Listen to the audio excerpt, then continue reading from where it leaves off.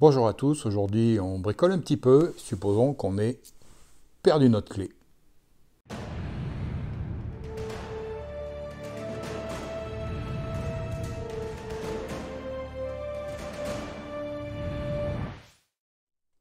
Comme vous l'avez vu dans le titre, aujourd'hui on va s'intéresser au crochetage.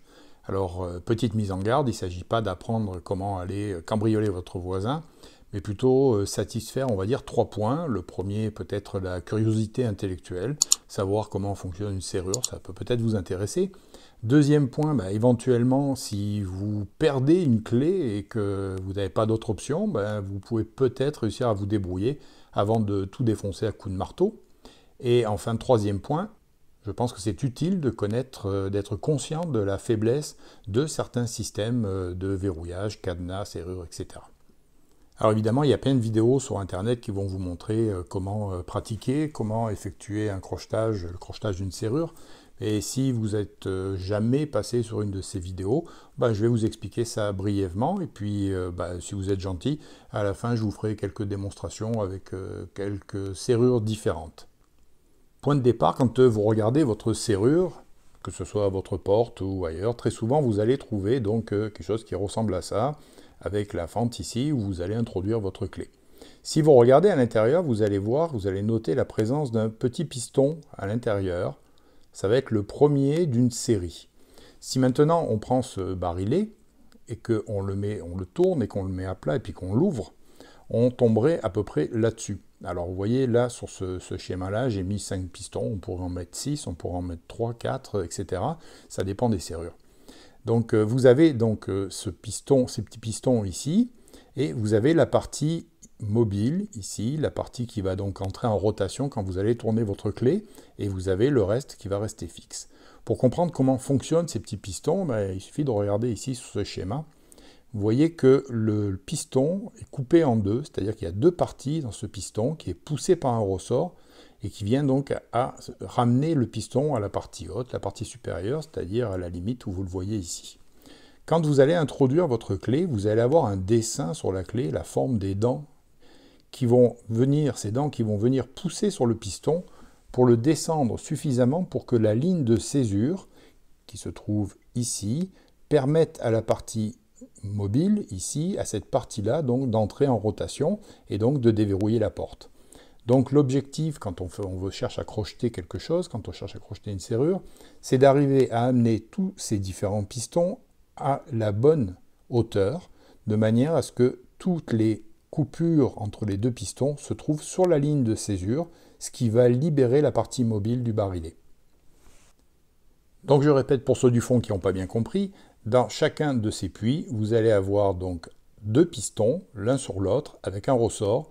Et nous, on va utiliser des outils pour être capable de faire descendre ce piston jusqu'à ce que cette ligne de césure soit atteinte. Une fois que tous les pistons sont alignés, à ce moment-là, vous pouvez faire tourner la partie mobile, faire une rotation qui va donc libérer la porte, le système de verrouillage. Alors c'est très simple à comprendre, mais par contre c'est beaucoup plus difficile à réaliser. Pour ce faire, on va utiliser certains outils. Alors bien sûr, vous pouvez commander ces outils, vous allez trouver ça assez facilement sur les sites chinois ou peut-être même sur Amazon, je ne sais pas. Moi, pour ma part, j'ai préféré bricoler un petit peu, m'amuser et fabriquer moi-même donc ces outils. Donc juste pour vous les présenter, le principal, celui que j'utilise le plus souvent quand je veux m'amuser, c'est celui-là. Donc vous voyez, c'est une BTR, clé Allen, donc, qui a été limée jusqu'à un certain point. L'avantage de prendre cet outil-là, c'est qu'on se retrouve avec quelque chose de très résistant, de l'acier qui est très rigide, donc ça évite de casser la pointe dans la serrure, ce qui ne serait pas tellement intéressant puisque ce n'était pas notre objectif. D'autres outils qui sont un petit peu différents, mais qui ont aussi la même fonction. Et pour pouvoir faire tourner, comme je vous l'ai dit, faire tourner donc cette partie ici, il va falloir utiliser un deuxième outil. Donc si jamais dans les films vous voyez quelqu'un qui ouvre une porte en introduisant un bout de métal dans la porte et il tourne et ça s'ouvre, dites-vous que c'est du cinéma. Dans la réalité, il faut systématiquement deux outils. Un premier outil qui va nous servir donc à exercer une tension sur la partie mobile donc du barillet, la partie qui doit tourner, et un deuxième outil qui va nous servir justement à faire descendre ces petits pistons pour les aligner correctement. Alors en ce qui concerne donc cet outil qui permet la rotation, j'ai récupéré, vous savez, sur des capuchons de stylo, des espèces de parties qui servent à le mettre dans la poche, la partie qui fait que le stylo ne tombe pas. Donc c'est de l'acier très élastique, donc ça permet d'avoir une certaine résistance, et en limant un peu les extrémités, j'ai réussi à en faire ce qu'on appelle des tenseurs tout à fait corrects. Donc c'est cette partie que vous allez introduire ici à l'intérieur donc de la fente ici, comme si c'était votre clé. Vous allez l'introduire et c'est lui que vous allez faire tourner, vous allez exercer une certaine tension pour faire bouger l'ensemble du mécanisme. Le deuxième outil qu'on va utiliser, donc c'est celui que vous avez vu avec la BTR donc, qui a été limée, la clé Allen qui a été limée, donc très fin de manière à pouvoir rentrer dans la serrure. C'est avec cet outil qu'on va entrer à l'intérieur de la serrure et puis qu'on va agir sur ces pistons pour les faire descendre l'un après l'autre de manière à les aligner correctement pour avoir donc cette coupure du piston sur la ligne de césure.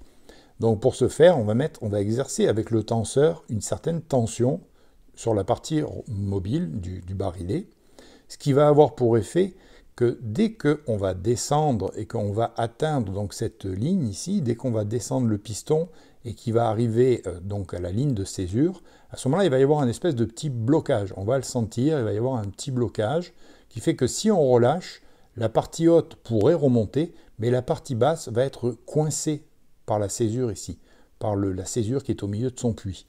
Alors dans les faits, quand vous allez essayer de le faire, c'est-à-dire qu'en tournant la partie mobile, ça ne sera pas forcément le premier, mais ça va être un de ces pistons qui sont généralement, les puits des pistons sont généralement pas idéalement alignés, pas parfaitement alignés, et vous allez avoir un premier piston quelque part qui va bloquer. Donc ça va être avec l'outil d'entrer et d'aller chercher le piston qui frotte, qui a l'air de résister un petit peu. Celui-là, vous allez le faire descendre et à un moment, tac, vous allez sentir qu'il atteint sa ligne de césure et que à ce moment-là, donc lui n'est plus opérationnel, il ne sert plus à rien. Ensuite, vous reprenez la même opération, vous réessayez tous les pistons jusqu'à trouver le prochain qui résiste. C'est lui que vous allez faire descendre, etc., etc., jusqu'au moment où vous avez fait tous les pistons et que, clac, votre serrure va s'ouvrir. Alors du coup, comme vous avez compris qu'on passait d'un piston à un autre, on passait par-dessus les pistons, c'est ce qui justifie donc cette pointe de diamant qui permet de passer sur le deuxième piston et de le descendre sans pour autant activer, faire bouger le premier piston, etc.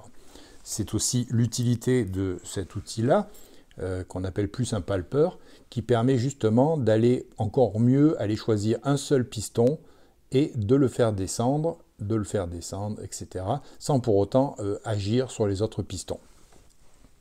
Donc on répète une dernière fois, pour vraiment ceux qui n'ont toujours pas compris, un outil qui va nous permettre d'entrer dans la serrure et d'exercer une certaine rotation. Un deuxième outil qui, lui, va nous permettre d'aller chercher chaque piston et de le faire descendre en fonction de ceux qui résistent, ceux qui ne résistent pas. Et à un moment, normalement, la serrure devrait se débloquer. Si vous essayez de construire vous-même vos propres outils, je vous conseille de prendre une clé, simplement, et regardez une dent de clé, puis essayez d'imiter la pente, de récupérer la même pente sur votre tête de diamant, ici, que sur votre clé. Et en même temps, assurez-vous que quand un piston est en position basse, quand vous descendez un piston, le piston à côté est assez de place pour remonter complètement sans que vous l'actionnez. Voilà, donc très facile à faire si vous avez envie de bricoler, mais je vous rappelle que c'est toujours pour connaître le principe de fonctionnement que je fais cette vidéo, et en même temps pour vous permettre peut-être de déverrouiller un jour un de vos cadenas que vous auriez malencontreusement, dont vous auriez malencontreusement perdu la clé. Comme je vous l'ai dit au début, pour conclure cette vidéo, petite démonstration rapide donc sur ce type de cadenas que vous connaissez. Donc vous voyez qu'il est bien fermé. Donc comme je vous l'ai dit, on introduit à l'intérieur notre tenseur sur lequel on va exercer une légère pression. Puis on va simplement aller avec le deuxième appareil, essayer de bouger les pistons.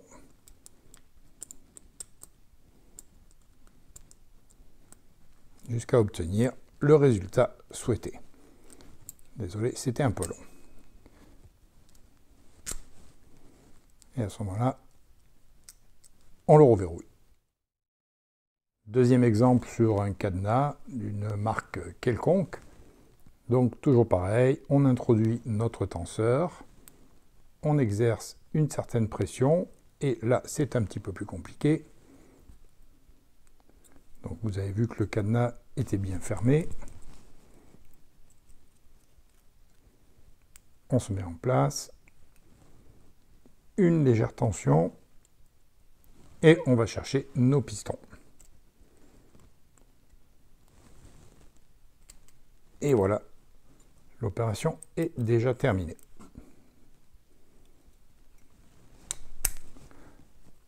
Pour ceux qui pensent que c'est un coup de chance, on va essayer de renouveler.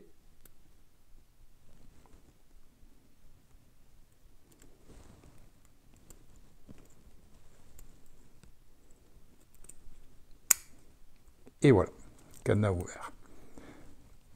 Donc c'est tout pour cette vidéo. Merci à tous de m'avoir écouté. Un grand merci à mes abonnés Patreon. Si vous avez aimé la vidéo, n'hésitez pas à mettre un pouce bleu. Si vous n'êtes pas encore abonné à la chaîne, pourquoi pas, n'hésitez pas. Et puis on se retrouve très bientôt pour une autre vidéo. Et merci à tous, au revoir.